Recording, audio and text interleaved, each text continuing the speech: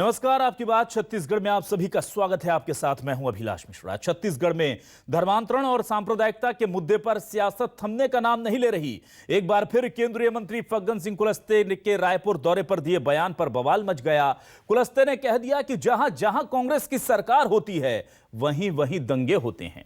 तो पलटवार में सीएम भूपेश बघेल ने भी बीजेपी और आरएसएस पर निशाना साधा है। बघेल ने कहा है कि बीजेपी और संघ को तो धर्मांतरण और सांप्रदायिकता के मुद्दे पर मास्टरी हासिल है। कुल मिलाकर बाकी सभी मुद्दे पीछे छोड़ अभी इन्हीं दो विषयों पर नेताओं का ध्यान केंद्रित हो गया है। और क्या यह छत्तीसगढ़ के लिए अच्छी बात है कि जिस छत्तीसगढ़ में कभी हमने धर्म के नाम पर सियासत नहीं देखी, वहां अब धर्मांतरण, तुष्टीकरण, न्याय और अलगाव जैसे शब्दों का इस्तेमाल होकर सियासी चेहरे चमकाए जा रहे हैं। इसी पर करेंगे आज आपकी बात।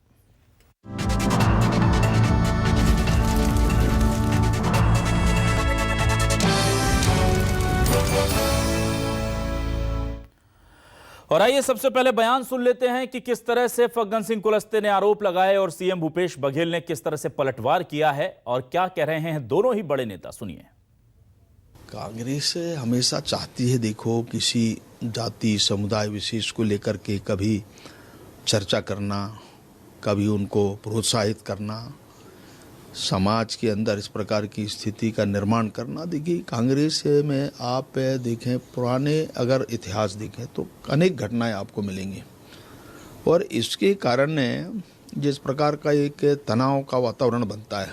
भारतीय जनता पार्टी और आरएसएस दोनों ऐसे हैं जिसको धर्मांतरण और सांप्रदायिक सौहार्द बिगाड़ने का उनके पास मास्टरी है। और जहाँ ये सरकार में नहीं होते, इसी असर के माध्यम से वहाँ अस्थिरता पैदा करते हैं और इसी प्रकार से वो लोगों को भड़काने की कोशिश करते हैं।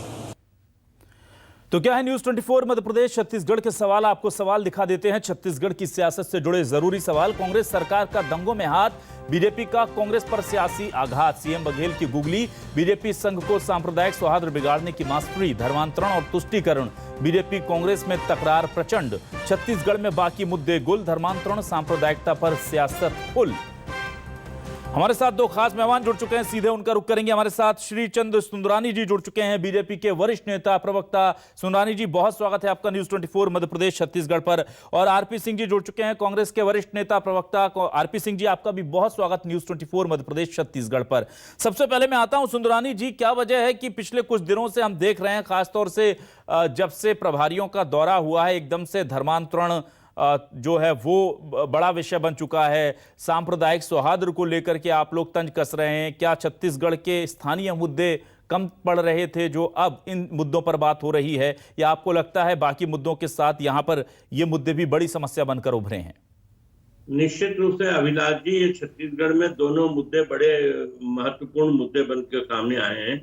जिस प्रकार से धर्मांतरण को बढ़ावा दे रही भूपेश बघेल की सरकार, जिस प्रकार धर्मांतरण कराने वाले लोग वीडियो वायरल करते हैं, अपना बयान वायरल करते हैं कि हम धर्मांतरण कराएंगे, हम धर्मांतरण कराते रहेंगे, ये हमें अधिकार प्राप्त है, अगर संविधान अधिकार नहीं देता है तो ऐसे संविधान को जला के फेंक दें, ऐसा बयान देने वाले लोग अगर खुलेआम बयान दे रहे हैं, जो राष्ट्र विरोधी काम है, उनके खिलाफ राष्ट्रीय सुरक्षा अधिनियम के तहत कार्रवाई होनी चाहिए थी। बजाय इसके जो लोग शिकायत करने थाने जाते हैं उनके खिलाफ, धर्मांतरण के खिलाफ, उन लोगों के खिलाफ एफआईआर दर्ज हो जाता है, युवकों को जेल में ठूस दिया जाता है। ये यहाँ चल रहा है। कवर्धा की घटना आपने देखी, किस प्रकार से वहां पे सौहार्दपूर्ण वातावरण को बिगाड़ने की कोशिश की गई, झंडे को हटाया गया।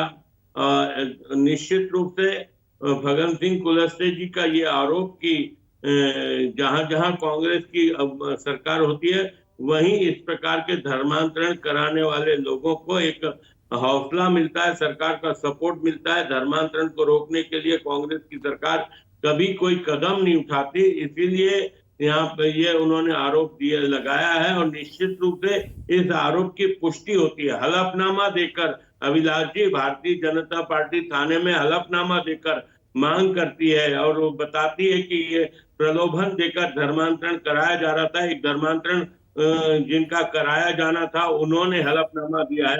उसके बाद छत्तीसगढ़ की सरकार धर्मांतरण के मामले में कार्रवाई नहीं करना, कहीं न कहीं इस बात की पुष्टि होती है कि धर्मांतरण को सरकार का सपोर्ट है। ठीक है। आरपी सिंह जी, बड़े गंभीर आरोप लग रहे हैं कांग्रेस के कार्य ना करने की वजह से। अविनाश जी, सबसे पहले आरपी सिंह जी को नमस्कार बोलूंगा, बहुत लंबे समय बाद किसी चैनल पर आरपी सिंह जी दिख रहे हैं। आरपी सिंह जी जरा व्यस्त हैं और अनौपचारिक बातचीत में पता चल जाएगा कहां व्यस्त हैं, लेकिन अभी हम औपचारिक बातचीत कर लेते हैं। आरपी सिंह जी, मैं आपसे ये जानना चाह रहा था कि इतने गंभीर आरोप आप पर लग रहे हैं सर, कि आप लोग जानबूझ करके नजरअंदाज कर रहे हैं धर्मांतरण के मामले छत्तीसगढ़ में, और इसीलिए आदिवासी अंचलों में ये जो झंडे भगवा हमें दिख रहे हैं, जो पहले इस तरह से छत्तीसगढ़ की सियासत में हमें नहीं दिखते थे, क्योंकि इस तरह से उन्हें निकलने की जरूरत ही नहीं पड़ती थी, ये आरोप लग रहा है। और अपने धर्म को बचाने के लिए, अपनी अस्मिता को बचाने के लिए लोग सड़कों पर हैं, क्या कहेंगे आप? दरअसल अभिलाष भाई, हो क्या रहा है, 3 साल की सरकार में भारतीय जनता पार्टी के पास मुद्दों का अभाव, ना किसान हमारे खिलाफ, ना युवा हमारे खिलाफ, व्यापारी हमारे खिलाफ, इनको कोई मुद्दा मिल नहीं रहा। तो एक राग पकड़ ली है धर्मांतरण का, क्योंकि इनकी बैठक हुई थी शिवकाज जब आए थे, हमारे पास भी सूचना आती है, क्योंकि सत्ता में है तो सब पे निगाह रखना हमारा धर्म है। इनकी जो कोर कमेटी की बैठक, उसमें यह हुआ कि बाकी कोई इशू ऐसा मिल नहीं रहा जिससे सरकार को घेरा जा सके, क्योंकि उनके प्रदेश प्रभारी का बयान है कैमरे के सामने कि हमारी सबसे बड़ी समस्या ये है कि भूपेश बघेल के साथ, इसलिए हम उसको हिला नहीं पा रहे हैं। तो एक रास्ता बचता है सर, धर्म की अभी जनता को चुटाओ, दंगा भड़काओ और लोगों को मन में यहाँ पे नफरत के भाव पैदा करो। देखिए, माननीय मुख्यमंत्री जी ने कहा था, आज मैं फिर उसी बात को दोहरा देता हूँ, भारतीय जनता पार्टी का कोई भी नेता एक आदमी को लेकर सामने आए जो कहे कि मेरा धर्मांतरण लालच के चलते हुआ है, मेरा धर्मांतरण किसी दबाव में हुआ है, हमारे पास मत दिखाइए। रायपुर प्रेस क्लब, जो कि यहाँ पत्रकारों का पवित्र स्थान है, वहां आप ले आकर प्रस्तुत कर दीजिए। 24 घंटे का समय, हम कोई भी हो वो जेल में जाएगा। देखिए, भूपेश बघेल जी को जो लोग नहीं जानते हैं वो जानते, मैं 20 साल से उनके साथ काम करता हूँ। वो एक सख्त प्रशासक, न्यायप्रिय और संवेदनशील नेता है। अगर उनके पिता ने वर्ग विशेष के खिलाफ या समाज विशेष के खिलाफ कोई टिप्पणी की तो उनके पिता भी जेल गए। तो इस राज्य में कोई बचने वाला है नहीं। अब इन्होंने एक बात कही कि पुरानी बस्ती में सीआई के थाना अध्यक्ष के कमरे में घुसकर अगर किसी के साथ मारपीट करेंगे आप, तो रमन सिंह की सरकार नहीं है, ये भूपेश बघेल की सरकार है। अंजाम जेल। ये कवर्धा की बात कर रहे थे, रमन सिंह मुख्यमंत्री थे, उसी नाटे को लेकर 2005 में भी हिंदू मुस्लिम के दंगे भड़काने की बीजेपी ने कोशिश की थी, तो कांग्रेस ने सद्भावना शांति की अपील की थी, मामला खत्म हो गया था। अभी कवर्धा में 106 लोग की गिरफ्तारी हुई है, उसमें 30 मुस्लिम समाज के हैं और बाकी 76 लोग बीजेपी के, फिर से दोहराता हूँ, और उसमें स्थानीय नागरिक कोई नहीं। सारे लोग कहाँ के हैं? रायपुर के हैं, मुंगेली के हैं, बिलासपुर के हैं, कवर्धा के हैं, नांदगांव के हैं। एक भी स्थानीय आदमी नहीं है। सबकी उम्र कितनी है? 18 से 25 साल। मैं आपके माध्यम से, चूंकि अभिलाष जी आपका चैनल बहुत बड़ा चैनल है जी, ऐसे अभिभावकों से हाथ जोड़ता हूँ जिनके बच्चे बीजेपी में हैं, कृपया उनको संभालिए। एक बार दंगा भड़काने का, बनवा का आरोप आपके ऊपर कायम हो जाएगा, जीवन में सरकारी नौकरी नहीं मिलेगी, किसी अच्छे कॉलेज में एडमिशन नहीं मिलेगा। भाजपा का कोई बड़ा नेता का पुत्र ऐसे दंगों में सामने क्यों नहीं आता है? वो थाने में घुसकर सीआई के कमरे में मारपीट क्यों नहीं करता है? क्यों? क्योंकि उसको पता है कि आपको ठगना है, आपको धर्म के नाम पर भड़काना है। मैं तमाम अभिभावकों से हाथ जोड़कर निवेदन करता हूँ कि अगर आपका बच्चा बीजेपी में है तो उसे घर बिठाएं, उसका भविष्य सुरक्षित रखिए। देखिए, आज मैं 2 घटनाओं का जिक्र करना चाहूंगा जी। अभिलाष में 2 छोटी घटनाएं जी। मैं कवर्धा की एक घटना का जिक्र करता हूं। आज वहां कंट्रोल रूम में फोन आता है कि दर्रीपारा मोहल्ले में 2 समुदाय के लोग के बीच में मारपीट हो रही है। हमारी पुलिस की टीम वहां पहुंचती है, वहां कुछ नहीं होता, लोगों से पूछते कुछ नहीं हुआ है, और जिस व्यक्ति ने फोन किया था अपना फोन बंद कर देता है। सर्विलांस से फोन रखा जाता है और 2 घंटे बाद उसकी अरेस्टिंग होती है, वो बीजेपी का कार्यकर्ता है। मैं कल की घटना बताता हूँ। ईद के दिन नांदगांव में, जहां रमन सिंह जहां जीत के आते हैं, जहां से विधायक हैं, वहां पर एक बीजेपी का कार्यकर्ता 3 बड़े अखबारों में आधे पेज का विज्ञापन देता है और पाकिस्तान का झंडा छपवाता है ताकि वहां दंगा भड़के। मध्य प्रदेश में देखिए क्या हुआ, खरीद का दिन था, इंदौर, बड़वानी, धार, 3 जगह दंगे हुए। तो भाजपा को एक चीज मालूम है कि विकास के नाम पर हम बात कर नहीं सकते। एक ही मुद्दा है, भारत पाकिस्तान, हिंदू मुसलमान। ठीक तो है। हमारे राज्य में जब तक हम सत्ता में हैं, किसी ने भी अगर कानून हाथ में लेने की कोशिश की तो उसका अंजाम वही होगा जो पुरानी व्यक्ति में हुआ और जो कवर्धा में हुआ। ठीक है, सुंदरानी जी, बड़ा गंभीर आरोप ये लगा दिया कि नई पीढ़ी को आप इस्तेमाल कर रहे हैं और प्रायोजित करवा रहे हैं तनाव, सांप्रदायिक तनाव जो है वो बीजेपी आसपास के शहरों से बुलाकर कवर्धा में प्रायोजित करवा रही है और ऑन रिकॉर्ड बोल रहे हैं कि यहाँ वहां के लोगों की गिरफ्तारी हुई है, स्थानीय लोग थे नहीं और जो लोग गिरफ्तार हुए हैं वो बीजेपी से जुड़े हैं। बड़ा गंभीर आरोप है सर। देखिए, इन्होंने एफआईआर दर्ज किया अभिषेक जी के ऊपर, पूर्व सांसद, वर्तमान सांसद के खिलाफ एफआईआर दर्ज किया। ये कहते हैं स्थानीय लोग नहीं है, रायपुर के लोग थे, बाहर के लोग बताने की कोशिश कर रहे हैं। और दूसरी ओर आरपी सिंह साहब विद्वान प्रवक्ता हैं, मैं बड़ा सम्मान करता हूं, लेकिन जिस प्रकार से वो धमकी दे रहे हैं उन नौजवान के परिवारों को कि अपने नौजवानों को संभाले नहीं तो दिशा भटक जाएंगे, उनके खिलाफ बलवा लग जाएगा, तो उनको कभी नौकरी नहीं मिलेगी, कभी उनको कोई काम नहीं मिलेगा, कभी उनको कोई सम्मान नहीं मिलेगा, इस प्रकार की वो डायरेक्ट इनडायरेक्ट धमकी भी दे रहे हैं। निश्चित रूप से जो कार्यकर्ता, जो हिंदू समाज के लोग वहां पे थे, वे अगर वहां पे सामने आए हैं अपने धर्म को बचाने के लिए, तो कहीं ना कहीं ये बात को सोच के आए आरपी सिंह जी कि उन्हें सरकार कितना प्रताड़ित कर सकती है। हमने तो इमरजेंसी का देखा है, इमरजेंसी से ज्यादा कोई अत्याचार हो सकता है क्या? आपातकाल से ज्यादा कोई अत्याचार हो सकता है क्या? 3 साल आपके निकल चुके हैं, 2 साल और निकाल दीजिए, अपराध दर्ज करते जाइए कार्यकर्ताओं के खिलाफ, भारतीय जनता पार्टी के कार्यकर्ताओं को प्रताड़ित करते जाइए। हमारा कार्यकर्ता प्रताड़ित होने के लिए तैयार है, लेकिन जबरिया धर्मांतरण छत्तीसगढ़ में नहीं चलेगा। आरपी सिंह जी, मैं आपको बता दूं कि आप कह रहे हैं ना कि 24 घंटे के अंदर हम कार्रवाई करेंगे, हमने तो हलफनामा दिया है, उस व्यक्ति ने हलफनामा दिया है जिसका धर्मांतरण प्रलोभन के आधार पर किया जा रहा था। क्यों नहीं उसकी जांच कराई, क्यों नहीं उस पर एफआईआर दर्ज किया, क्यों नहीं उस पर कार्रवाई की गई? आरपी सिंह जी, भूपेश बघेल जी को जवाब देना होगा।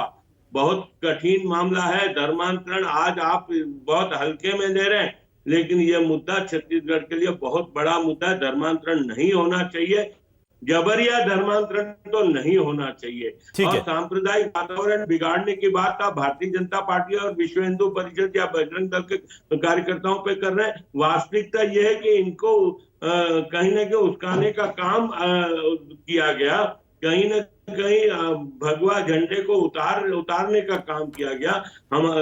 हमारे लिए निश्चित रूप से भगवा हमारा गौरव है। ठीक है, आरपी सिंह जी, ये सीधे तौर पर कहा जा रहा है कि आप इमरजेंसी जैसे हालात भी पैदा कर लीजिए, लेकिन हम तो विरोध करते रहेंगे। लेकिन इस बीच में एक बड़े पते की बात कही जिसका जवाब मैं भी चाह रहा था सर, वो ये कि अगर हलफनामा दिया है, देखिए जिन लोगों ने बदतमीजी की थाने में, आपने उन पर कार्रवाई कर दी, स्वतंत्र है सरकार, कर सकती है, करनी भी चाहिए अगर ऐसा हुआ है तो। लेकिन जो हलफनामा दिया गया है उसकी कार्रवाई कहां पीछे छूट जाती है, वो क्यों नहीं हो पा रही सर? देखिए, मैं फिर से दोहराता हूं, मैं जो कहता हूं उसका जवाब कभी पलट के आता नहीं है। हलफनामा किसको दिया आपने, कब दिया, किसको दिया, कब दिया, कोई पावती है? मैं बार बार क्यों कह रहा हूँ, प्रेस क्लब में आ जाइए, हमको मत दीजिए आप कल एक पत्रकार, रोज पत्रकार वार्ता लेते हैं आप, तो आपके नेता पत्रकार वार्ता लेने भी नहीं आते, भाग जाते हैं। तो कम से कम चलिए आप ही आ जाइए, आप प्रेस क्लब में आइए, इस शहर के तमाम। सुंदरानी जी, क्या आपने कोई हलफनामा दिया है किसी शख्स के नाम का? नहीं अभिलाष जी, हमने हलफनामा दिया है, थाने में दिया है, एसपी को दिया है, मीडिया में दिया है, मीडिया में दिया है, पत्रकार वार्ता में दिया है। पत्रकार वार्ता प्रेस क्लब में न होकर हमने एकात्म परिषद की पत्रकार वार्ता में सारे मीडिया को उस हलफनामे की कॉपी दी है। मुस्कुराइए, अभी 2 साल और मुस्कुराने के दिन है आपके। आरपी सिंह जी, मुस्कुरा लीजिए, 2 साल आपको और जनता ने दिए। हम चाहते हैं कि 2 साल इसी प्रकार का शासन चलता रहे। अभिलाष भाई जी, अभिलाष भाई जी, देखिए, भारतीय जनता पार्टी आरोप लगाओ भाग जाओ, मैं आज एक बात का खुलासा कर देता हूँ। आप ही के चैनल पर हम ही बैठेंगे और फिर डिबेट करेंगे धर्मांतरण पे। हमने पूरी रिपोर्ट मंगाई है, 15 साल में रमन सिंह के कार्यकाल में कितने धर्मांतरण हुए, कितने नए चर्च बने, लेकिन हम जवाब देंगे विधानसभा के पटल पे, ताकि रिकॉर्ड रहे और आने वाली पीढ़ियां भी उसको पढ़ें कि असली धर्मांतरण के मुखिया रमन सिंह थे। टेलीविजन पर आज हम उस रिपोर्ट को सार्वजनिक नहीं करेंगे, हम उसको पटल पर रखेंगे ताकि सरकारी दस्तावेज रहे। और जो लोग झूठे आरोप लगा रहे हैं उनके मुंह पे करारा तमाचा पड़ेगा। सिर्फ समय का इंतजार कीजिए। मैं फिर से अपनी बात दोहराता हूँ, आपने अगर मान लीजिए किसी को हाजिर किया, अब फिर कर दीजिए, एक बार चलिए, कल कर दीजिए, आप ही लेके आ जाइए, स्वागत करता हूँ मैं। इनमें नैतिक साहस नहीं है, क्योंकि इतना बड़ा आबादी, 2.3 करोड़ की आबादी है हमारे राज्य में। अभिलाष भाई, मैं आपको धन्यवाद देता हूँ, आप जैसे तमाम पत्रकारों को जो गोदी मीडिया नहीं बने हैं। आज भी आप वो मीडिया हैं जो पारंपरिक रूप से सत्ता के खिलाफ होता है। आप सवाल हमसे पूछिए, पूछना चाहिए। ऐसे सवालों को मैं स्वागत करता हूँ, क्योंकि जब तक धारदार सवाल हमसे नहीं पूछे जाएंगे सच सामने नहीं आएगा जी। मैं इतने बड़े चैनल पर अगर कह रहा हूँ कि 2-3 करोड़ की आबादी में एक आदमी सामने आ जाए जो कहे कि मेरा धर्मांतरण प्रलोभन से हुआ है, मेरा धर्मांतरण भय और दबाव में हुआ है, आप आ जाइए सामने। 24 घंटे कार्रवाई। सुमरानी जी, ये तो देखिए, ये सवाल तो हम भी करते हैं कि क्यों। अभिलाष जी, मैं इसी पे जवाब देना चाहूंगा। जी प्लीज। आपके बस्तर के पुलिस अधीक्षक ये बात कहते हैं कि बड़े पैमाने पे धर्मांतरण हो रहा है। अभी राज्यपाल महोदय वहां से बस्तर से हो आई है और उनने खुलेआम कहा है कि धर्मांतरण लालच में कराया जा रहा है। क्या राज्यपाल महोदय भी गलत बोल रही है? ना, लेकिन एक चीज, लेकिन सुंदरानी जी, आप देखिए सुंदरानी जी, आपके तथ्यों में दम है, इसलिए हम ये डिबेट कर रहे हैं। लेकिन सर, एक चीज होती है ना कि जब कोई पीड़ित ही नहीं होगा तो फिर हम दोषी क्यों मानेंगे, और कोई कैसे मान ले कि कोई अपराध हो रहा है? पीड़ित नहीं है सर। यहाँ भी एक मिनट सर, मैं 1 मिनट अपनी बात कर लूं सर। यहाँ हो ये रहा है कि अदालत में, जनता की अदालत में बीजेपी आके कह रही है कि इनके साथ गलत हुआ, दूसरा कोई आकर कह रहा देखिए उनके साथ गलत हुआ, तीसरा कोई आकर कह रहा उनके साथ गलत हुआ। लेकिन जिसके साथ गलत हुआ आखिर वो क्यों नहीं सामने आ रहा सर? ये बड़ा सवाल है। इतना ज्यादा हम देखते हैं कि वहां पर आवेग है, आवेश है, लोग इतने नाराज हैं, हजारों की तादाद में हमने लोगों को वहां पर निकलते देखा, पर एक अदद आदमी नहीं मिलता जो कह दे कि मेरे साथ ये गुनाह हुआ है, अपराध मेरे साथ हुआ है, मैं पीड़ित हूं। अभिलाष जी, किसी कोई मामले में एफआईआर दर्ज नहीं हो रही है। ये बात करते थानों में एफआईआर नहीं है। सर, मीडिया के सामने ले आइए सुंदरानी जी, मीडिया के सामने ले आइए। हमने किया, पत्रकार वार्ता की, हमने हलफनामा पत्रकार वार्ता में दिया। किसके सामने किया? ठीक है, किसने देखा?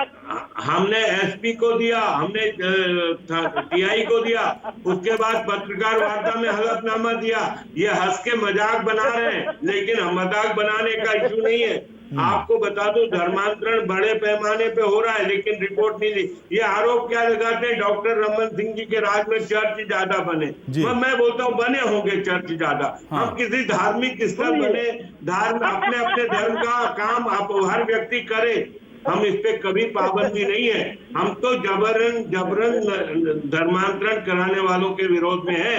हम किसी के धर्म को मानने की स्वतंत्रता पे दखल नहीं देना चाहते। हम चाहते हर व्यक्ति अपने धर्म का पालन करे, लेकिन किसी दूसरे धर्म के लोगों को प्रलोभन देकर धर्मांतरण कराए, ये नहीं चाहते हम।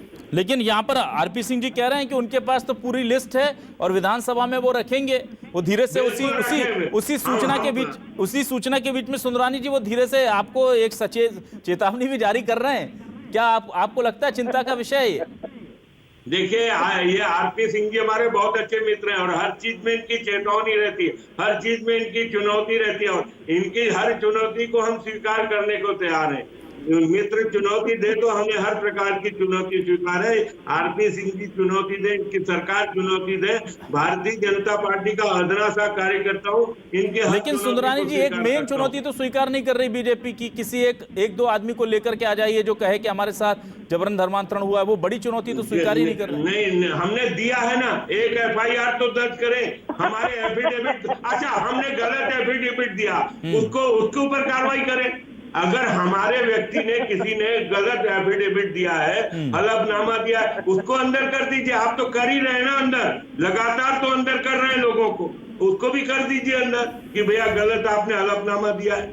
अच्छा, एक चीज मैं ये जानना चाहता हूँ आरपी सिंह जी, हमने देखा भूपेश बघेल जी कह रहे हैं कि मास्टरी है संघ को और बीजेपी को सांप्रदायिकता फैलाने में और इस तरह का भ्रम फैलाने में।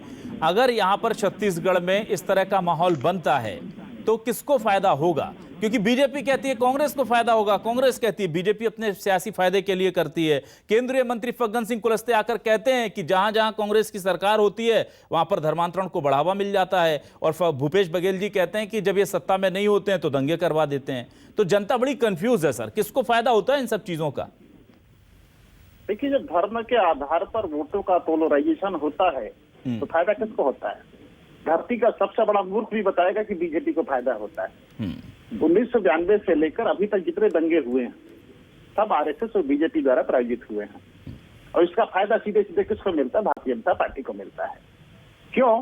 क्योंकि बीजेपी अच्छे से जानती है कि मुद्दों पर चुनाव हम नहीं लड़ सकते।